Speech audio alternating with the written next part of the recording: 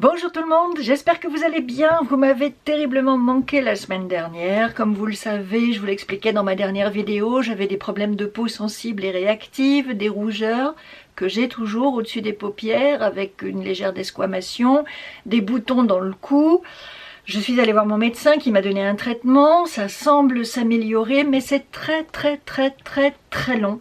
Et je me suis retenue quasiment toute la semaine dernière d'appliquer quoi que ce soit sur mon visage afin que la poussée réactive se calme et disparaisse et que je puisse reprendre le cours normal des choses. Mais malheureusement c'est plus long que ce que je pensais. Et du coup ça me frustre, alors tant pis, aujourd'hui je viens vous faire une vidéo, même si c'est pas un total look ou même si j'ai encore des petites difficultés au niveau des rougeurs, j'ai quand même bien envie d'essayer de vous faire en quelque sorte une SOS peau sensible épisode 2 avec des nouveaux produits que je peux vous présenter par rapport à ceux que je vous proposais dans la dernière vidéo. Ça me coûte d'autant plus de ne pas pouvoir faire de vidéo normale que regardez-moi ça.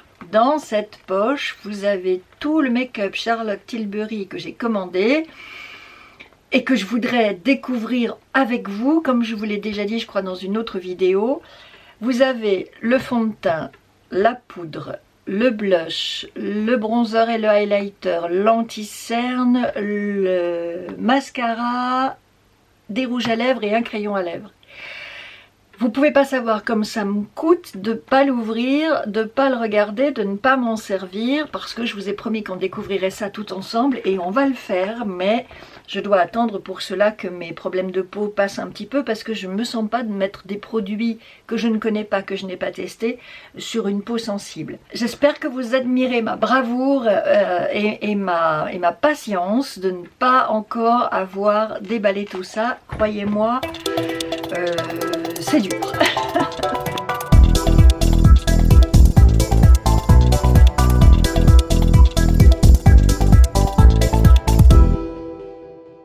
Mais, comme j'avais pris l'engagement vis-à-vis de vous de découvrir tout ça avec vous, eh bien, je vais tenir ma promesse, quoi qu'il m'en coûte. En attendant, donc, peau irritée, épisode 2. Voilà ce que j'ai envie de vous proposer. J'ai retrouvé cette lotion nettoyante peau intolérante de chez Avène, peau hypersensible et irritable. Je me l'applique pour réveiller la peau, la nettoyer, la préparer au maquillage. Alors vous avez vu, j'ai un invité surprise. Comme si j'avais pas assez de soucis comme ça avec ma peau. Paf, celui-ci là, gros bubon, j'en ai jamais eu à cet endroit-là. D'habitude il s'installe sur le menton. C'est la première fois que j'en ai un sous le nez. Voilà, il y a des périodes comme ça. Et tout d'un coup, vous savez pas pourquoi. Toujours chez Avène, j'ai alterné ces deux crèmes. La Cold Cream et la Cicafalte. Alors, la Cold Cream, elle vient nourrir et protéger, tandis que la Cicafalte, elle vient réparer. C'est complètement sec là, j'ai une peau complètement desséchée. Donc la crème nourrissante va venir nourrir cette peau complètement desséchée, et la crème réparatrice, ben, je la mets dans l'espoir que ça vienne un peu cicatriser la peau, parce que elle est très sèche et elle desquame et donc elle est à vif. Vous avez aussi cette Cold Cream visage. C'est un soin protecteur intensif à la cire d'abeille. En tout premier lieu, je viens en mettre sur mes paupières complètement desséchées et irritées. Vous vous souvenez peut-être que j'avais fait un haul chez Sephora, que je voulais vous faire une vidéo pour vous montrer tout ce que j'avais acheté et que ma vidéo avait foiré. Je vous en ai parlé suffisamment longtemps, je ne vais pas recommencer. Rassurez-vous. Mais dans ce haul, j'avais acheté une crème apaisante chez Origins, Relief and Resilience. Cette crème apaisante hydrate et nourrit instantanément. La peau devient plus forte et résistante. Elle est apaisée et moins sensible. Bon, en réalité, c'est Lisa Eldridge qui explique ça très bien. Elle dit que souvent, quand on a un problème, on est obsédé par ce problème et on a l'impression que tout le visage est atteint par la chose qui nous dérange. Or, la plupart du temps, la chose qui nous dérange ne représente que à peine 20% de notre visage. Et tout le reste est superbe, tout le reste est en bonne santé, tout le reste va bien et tout le reste est joli. Mais on est tellement obsédé par ce qui ne va pas, qu'on a l'impression que c'est tout le visage qui est pris. Donc là, par exemple, j'ai essentiellement des rougeurs sur les paupières et à la racine du cou. Mais pour le reste, tout va bien. Donc, mettre un sérum, une crème, voire même un fond de teint, à part sur la zone sensible irritée, ça ne devrait pas poser de problème. Et pourtant, je me retiens de le faire parce que je me dis, ma peau va mal réagir. Mais c'est pas ma peau, c'est juste cette zone-là de mon visage. Je vais mettre du gras sur ma bouche parce que là aussi la peau est bien desséchée et j'ai les lèvres qui ont tendance à gercer. Maintenant qu'on a mis notre sérum, on va pouvoir mettre cette crème que je découvre avec vous. Donc voilà, petite crème assez fluide qui sent bon. Ouais, qui est fraîche. Et du coup, pour, allez, je me lance, conjurer le mauvais sort, je viens commencer par les yeux, par les paupières. Et elle me fait pas mal du tout. Elle s'étale bien. Elle a une odeur très fraîche, très stimulante.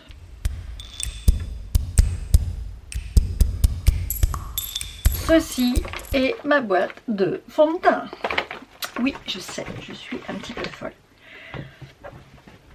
Mais j'aime ça. Elle a donc un bubon ici, la dame. Elle a toujours cette tache et elle a des rougeurs sur les paupières. À part ça, tout va très bien. Alors, j'aurais envie de faire quelque chose de couvrant. J'ai des produits encore peau sensible de chez Clinique. Ils sont très bien et leur couvrance est vraiment sympa. Sinon, dans ceux que j'aime énormément, j'ai fond de teint Marc Jacob, très couvrant. Pour tout ce qui est taches, mon bouton, il est très très bien celui-là. Alors par contre, quand je les ai achetés, je crois que j'ai pris des teintes un petit peu, un chouille trop claires. Vous voyez, c'est ça mon souci. C'est qu'il faut que je trouve un fond de teint qui aille bien avec mes problèmes de peau, qui soit suffisamment couvrant et qui ait la bonne couleur. C'est-à-dire qu'on a des soucis là. J'ai un magnifique Power Fabric de chez Armani, mais alors lui il est carrément foncé. Donc lui je le prends, c'est comme un Nars que j'ai qui est très foncé aussi. Parce que la technique, vous voyez il y en a un qui est un peu plus orange que l'autre.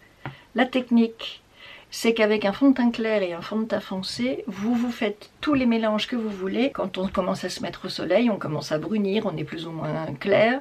Donc moi j'aime bien avoir deux fonds de teint un peu plus foncés, dans des tons un peu différents, que je viens matcher, mélanger avec les plus clairs.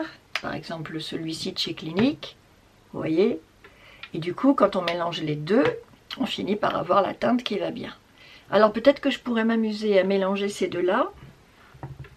Ou peut-être que je pourrais utiliser un de mes deux Cliniques. Je vais prendre le Even Better. Je me remets tout juste de mes problèmes de peau. Je ne vais pas risquer de faire l'andouille. Donc voilà, très fluide. Vous voyez, il coule sur la main. Je pense que la couleur sera pas mal. Et si je me souviens bien, parce que ça fait longtemps que je m'en suis servi, en termes de couvrance il est pas mal.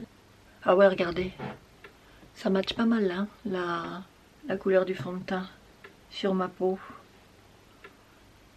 Bon, c'est un sous-ton un peu jaune, mais quand on a des rougeurs, le jaune c'est bien, ça va venir justement contrebalancer les rougeurs. C'est peut-être pas plus mal. C'est sans doute pour ça que celui-ci, je vais le mettre à côté. Il n'aurait pas été mal non plus. Ah ouais, il est carrément jaune celui-là. Oups. Regardez. Vous voyez, lui il est carrément plus jaune que celui-là. Celui-là il est quand même un petit peu dans les tons orangés. Et là on est vraiment dans du jaune. À ce moment-là, je vais prendre un autre pinceau. Voilà, c'est celui-ci que je cherchais. Il est de chez Zoeva. Il est dans la collection Opulence. Et c'est le 110 Face Shape. Je l'aime beaucoup. Du coup, j'ai pris celui-ci, donc spécial pour corriger les rougeurs.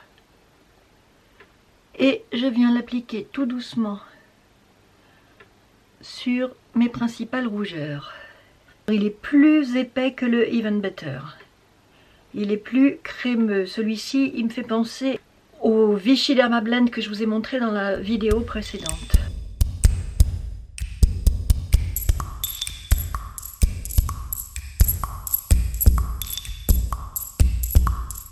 La difficulté avec un fond de teint plus épais, c'est que là moi j'ai la peau qui est craquelée à cause de mes irritations. Et du coup le fond de teint épais va venir se mettre dans les plis et risquer de les accentuer. Voilà, c'est notre problème à nous les dames matures. Ces fonds de teint crémeux qui viennent un petit peu trop souligner vos plis, c'est comme les anti-cernes. Ça vient se mettre un petit peu trop là où ça devrait pas.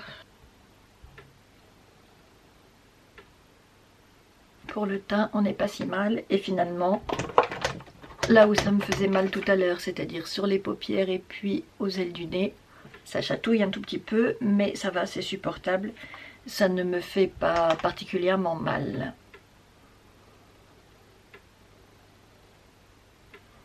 Alors vous voyez, arrivé à un certain âge, on a les paupières qui tombent, qui viennent recouvrir la paupière mobile. Vous voyez, si je ne retends pas ma peau, mes sourcils, là j'ai cette paupière là qui vient recouvrir ma paupière mobile. Vous voyez ce que je veux dire? Par conséquent, il ne faut pas hésiter à venir soulever la peau pour bien aller dans les plis. Parce que sinon, vous en avez déjà sûrement fait l'expérience, quand vous mettez une crème ou un fond de teint ou une base, eh bien vous allez avoir le produit qui va faire une ligne là, parce qu'il se sera logé dans le petit pli, et il y aura pris ses aises. Sauf qu'après, ça vous fait, si c'est de la crème par exemple, ça vous fait un trait crémeux blanc dans l'œil qui n'est pas quand même du meilleur effet. Je vais reprendre mon petit bébé Milk, mon bébé stick de chez Milk que je vous ai présenté l'autre fois. Que j'ai pas eu trop l'occasion de réutiliser depuis à cause de mes problèmes de peau. Donc c'est l'occasion de venir en remettre un petit peu. Je vais prendre ce stick de chez Fenty Beauty dans la teinte Mocha. Parce que je trouve qu'il me va bien celui-là. Et je vais venir en mettre là. Là, sur le front. Je reprends mon pinceau à fond de teint. Et je monte.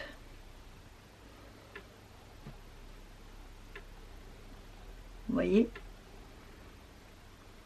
Ça va venir souligner un petit peu la structure du visage. C'est pas du contouring à la Kim Kardashian, hein. Mais je trouve que ça fait son petit effet quand même. Et en l'air, les coups de pinceau, pas vers le bas. Vers le haut. Est-ce que je prends le risque? Ouais, je vais en mettre juste là pour venir donner un petit peu de profondeur à mon regard. Ça, c'est une petite astuce. Quand vous voulez pas faire grand chose sur les yeux, venez mettre un petit peu de bronzer là et ça va redonner de la profondeur. Je vous le dis à chaque fois, mais les sourcils, c'est vraiment très important, surtout à nos âges, parce que dans la série il faut remonter tout d'un étage, et bien le fait de redessiner vos sourcils va lifter votre regard, va l'ouvrir et l'agrandir vers le haut. Vous pouvez ne pas faire grand chose en termes de maquillage sur vos yeux, mais il y a un truc dont vous ne devez pas vous passer en aucun cas, mesdames matures, c'est redessiner vos sourcils. Et vous allez voir, avec un crayon ça se fait très bien, c'est très facile, ça ne prend pas beaucoup de temps et vous allez voir la différence, ça change tout.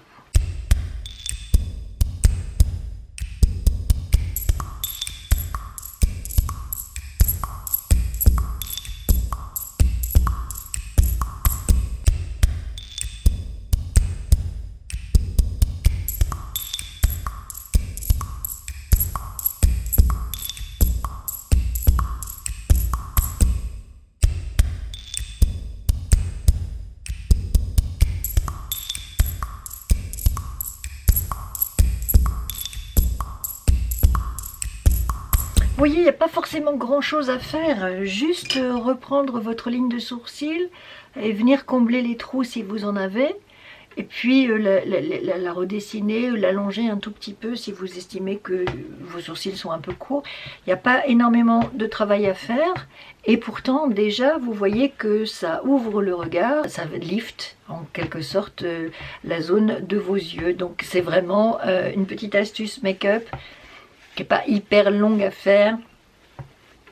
Et qui est vraiment, qui compte, qui a toute son importance et qui fait vraiment la différence. C'est vrai que j'ai pas mis beaucoup d'anti-cerne, hein. Mais comme j'ai la peau craquelée sur le dessus, si je viens mettre beaucoup d'anti-cerne en dessous, je vais avoir la peau craquelée en dessous aussi, puisque l'anti-cerne souvent dessèche le contour des yeux. Et pour le coup, là, ça va vraiment me vieillir et accentuer le côté rides et ridules qu'on peut avoir autour des yeux. Alors, j'ai pas tellement envie de tenter l'expérience. Je vais prendre ma poudre universelle de chez Chanel. Elle est légèrement teintée dans les tons un peu pêche. Une de mes dernières acquisitions, un pinceau Hourglass. J'en rêvais. J'en ai acheté 2 en fait.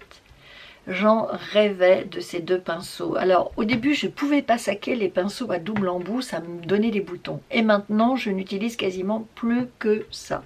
Comme quoi il n'y a que les imbéciles qui ne changent pas d'avis. Je trouve que c'est assez pratique. Au quotidien, quand on se maquille et qu'on doit aller vite, eh bien on a 2 pinceaux en un dans la main et il suffit de les tourner pour avoir l'embout qui va bien. Et quand on voyage, bah c'est encore mieux. Au lieu d'avoir, mettons, 4 pinceaux, vous n'en avez que 2. Voilà. On trouve les excuses qu'on peut, hein, quand on fait des achats. Je viens poudrer un tout petit peu ma zone T.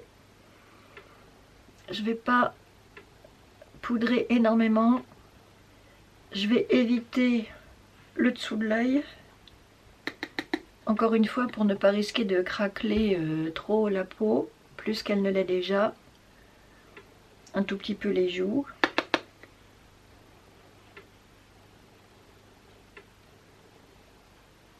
C'est surtout pour absorber un petit peu le gras de la crème et du fond de teint que j'ai mis par-dessus. Voilà. Bon, elle est légèrement colorée cette poudre, mais ça ne se voit pas en fait, hein. Une fois que vous l'appliquez sur votre peau, elle est tout à fait translucide. Sur les paupières, j'ai envie de rester dans des choses crémeuses. Comme je vous le disais tout à l'heure, vous voyez, l'idée c'est bien de soulever la paupière pour aller dans le creux là. Sinon, vous avez la paupière supérieure qui vient recouvrir votre œil et ça fait des zones blanches quoi. C'est une technique à attraper, hein. Même moi je suis pas encore trop habituée à ça. Mais force est de constater que la paupière tombe et qu'il va falloir s'adapter. Comme pour tout le reste, à nos âges. La ménopause, les années qui avancent, les transformations du corps, du visage, sont des vrais défis à relever, des vrais changements importants qui viennent solliciter notre faculté d'adaptation, notre résilience, notre courage. C'est pas toujours facile, je vous l'accorde, je vous dis pas que c'est facile.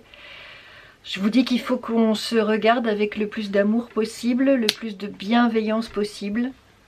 Se dire qu'on n'irait pas parler méchamment à une amie parce qu'elle a des rides ou la paupière qui tombe ou parce qu'elle a un double menton. Eh bien, si on ne veut pas le dire méchamment à une amie, on n'a vraiment absolument aucune raison de venir se le dire à nous-mêmes de façon méchante et agressive et blessante. Donc on se parle gentiment, on se regarde avec bienveillance, on apprend à s'accepter comme on est. C'est difficile mais on peut y arriver.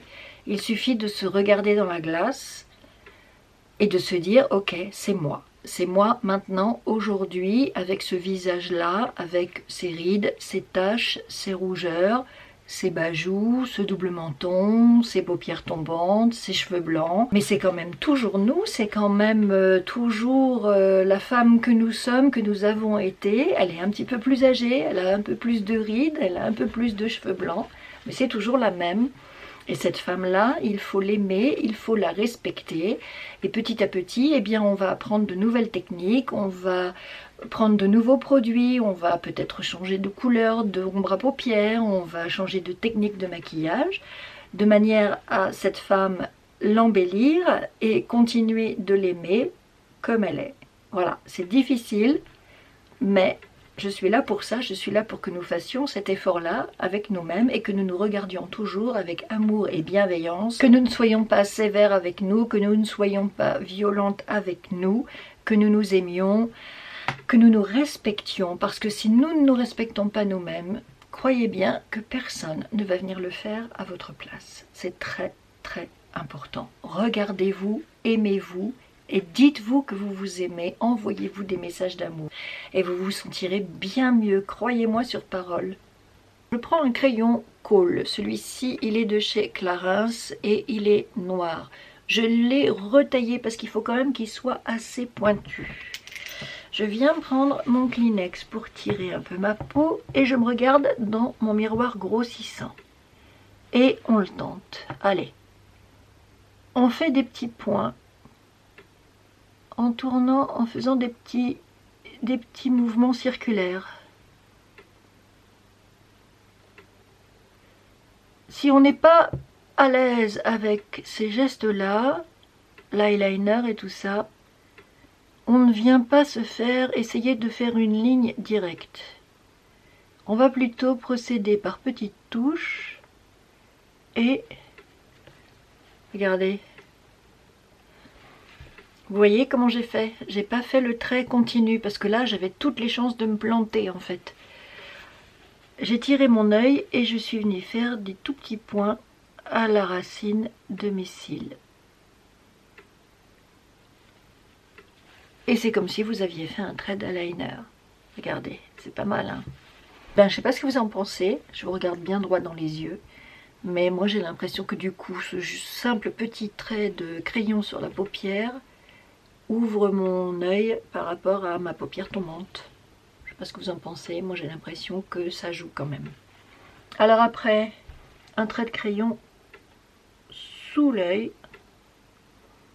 pour apporter de la définition, moi j'aime bien.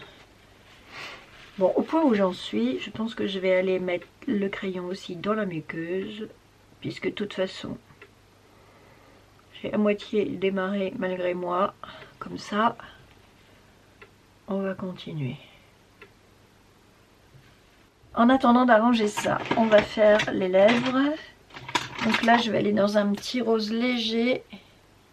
Petit crayon que j'ai Maybelline, que j'ai acheté l'autre jour.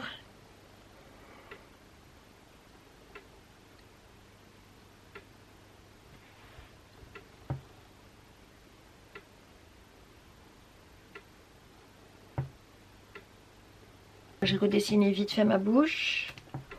J'ai essayé d'en rajouter, de mettre un petit peu de crayon là sur les bords pour essayer de remettre un peu plus de densité à mes lèvres qui sont quand même très très fines. Ouais, voilà. Un joli petit rose plutôt mat de chez Estée Lauder.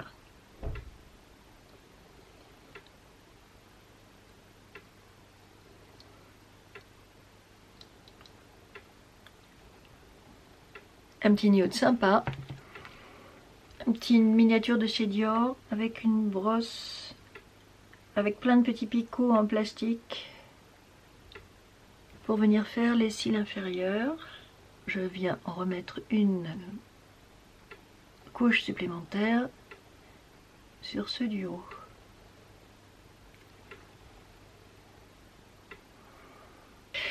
Nous y sommes presque, j'ai pas fait tout à fait les choses dans le bon ordre, mais j'ai fait surtout avec ce que j'avais sous la main pour commencer et je suis allée chercher d'autres produits après sur mes étagères à côté. Et ce qui nous reste à finir éventuellement, on va voir ça. Eh bien, c'est peut-être de venir mettre un petit peu de bronzer pour réchauffer le teint, un petit peu d'highlighter pour ajouter de l'éclat et éventuellement un blush poudre. Alors, j'ai envie de vous dire qu'on va commencer par la poudre bronzante. Regardez-moi cette merveille, cette beauté. C'est une poudre éclat de chez Givenchy. Elle est magnifique. Douce saison. La teinte, c'est la 02. Je reprends mon pinceau à poudre de tout à l'heure. Je viens en tapoter très légèrement et je vais en appliquer comme si c'était un petit bronzer en fait. Alors que c'est une poudre. Enfin, ça fait les deux. C'est poudre et bonne mine. Bon, j'ai pas trop travaillé mon cou. Alors, à défaut d'avoir mis du fond de teint et tout un tas de trucs sur mon cou, je peux rajouter un petit peu de poudre bonne mine pour que ce soit raccord. Je vais passer au blush, un joli blush de chez Lancôme. J'ai pas voulu prendre quelque chose de trop rose rapport à mes irritations sur mes paupières. J'ai pas envie d'avoir du rose partout. Là je vais prendre ce petit pinceau là du coup, même s'il n'est pas fait pour ça, on s'en fiche. Je pense qu'il va, oui, il va bien marcher quand même. Sourire ou pas sourire? Allez, sourire. Regardez, c'est beau, hein? Je tapote toujours à moitié, toujours un peu sur ma main pour enlever ce que j'ai pris en trop. Sourire.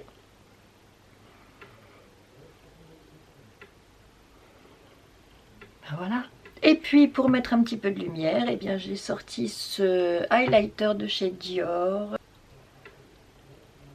Pareil, j'estompe ce que j'ai pris en trop et du coup je vais venir là carrément sur mon cerne après tout, puisque de toute façon il est légèrement plus blanc que ma joue en dessous. Je viens apporter de la lumière.